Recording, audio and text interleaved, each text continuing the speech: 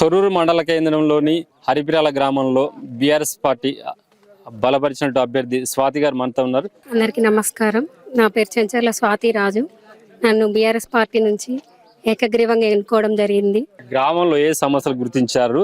మీరు కనుక గెలిస్తే ప్రజలకు ఏం కార్యక్రమాలు, అభివృద్ధి కార్యక్రమాలు చేస్తారు? ఏ సమస్య ఉన్నా అందరు ప్రజలందరికీ ముందుండి చేస్తామని, డ్రైనేజీలు సమస్య ఉన్న వాళ్ళకి, రోడ్లు సమస్య ఉన్న వాళ్ళకి చేస్తాము అని హామీ ఇస్తుంది. ఇప్పుడున్నట్టు కాంగ్రెస్ ప్రభుత్వం మేము చేస్తున్నాం, అన్ని మేమే ఇస్తున్నాం అంటున్నారు. వాళ్ళు ఏం చేసిల్లో చేయలేదో ప్రజలకు తెలుస్తుంది.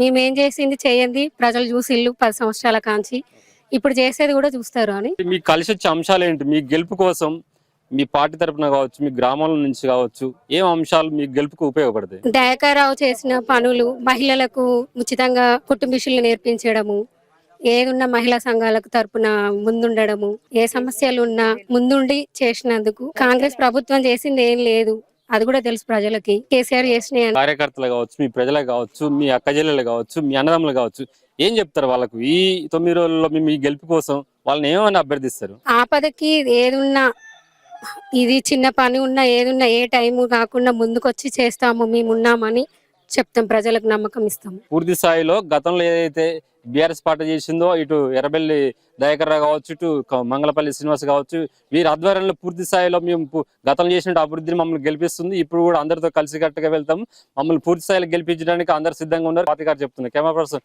శ్రావంతో వెంకన్న మహబూబ్ జిల్లా.